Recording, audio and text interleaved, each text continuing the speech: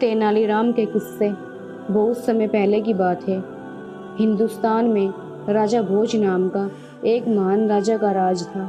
राजा भोज अपने राज्य की प्रजा से बहुत प्यार करता था और उनकी हर समस्या का समाधान करता था। उनके दरबार में तेनालीरामा नाम का एक बहुत ही चतुर और बुद्धिमान मंत्री था, जो अपनी हाजिर जवाबी और समझदारी के लिए प्रसिद्ध था। एक दिन राजा भोज के दरबार में एक गरीब औरत आई। वो बहुत दुखी थी और कहने लगी, महाराज, मेरा बेटा कई दिनों से बीमार है और मेरे पास उसके इलाज के लिए पैसे नहीं हैं। मैंने सुना है कि आपके राज्य में कोई भी गरीब बिना मदद के नहीं रहता। आप मेरी मदद करें। राजा भोज ने तुरंत अपने कोषाध्यक्ष से कहा कि इस औरत को कुछ धन दिया जाए ताकि वो अपने बेटे का इलाज करवा सके। कोषाध्यक्ष ने आदेश का पालन किया और उस औरत को पैसे दे दिए गए। औरत ने राजा भोज को शुक्रिया कहा और चली गई। कुछ दिनों बाद वही औरत फिर से दरबार में आई। इस बार वो औरत और भी ज़्यादा दुखी दिख रही थी। उसने राजा भोज से कहा, महाराज, मेरे बेटे की तबीयत और बिगड़ गई है।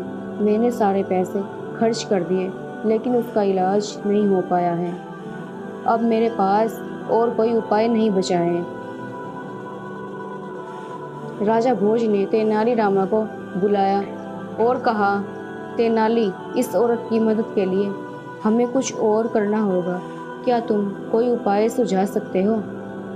तेनालीरामा ने थोड़ी देर सोचा और फिर कहा, महाराज, हमें इस औरत के बेटे के लिए राज्य के सबसे अच्छे वैद्य को भेजना चाहिए, लेकिन उससे पहले हमें यह सुनिश्चित करना होगा कि औरत सच बोल रही है या फिर झूठ।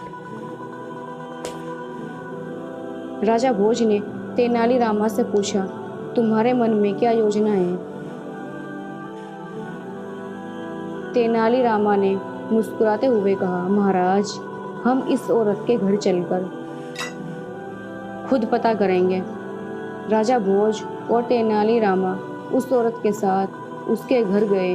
वहां पहुंचकर उन्होंने देखा कि औरत का बेटा सचमुच बहुत बीमार है। तेनालीरामा ने राजा भोज से कहा, महाराज, हमें इस लड़के का तुरंत इलाज करवाना चाहिए। राजा भोज ने अपने राज्य के सबसे अच्छे वैद्य को बुलाया और उस लड़के का इलाज करवाया।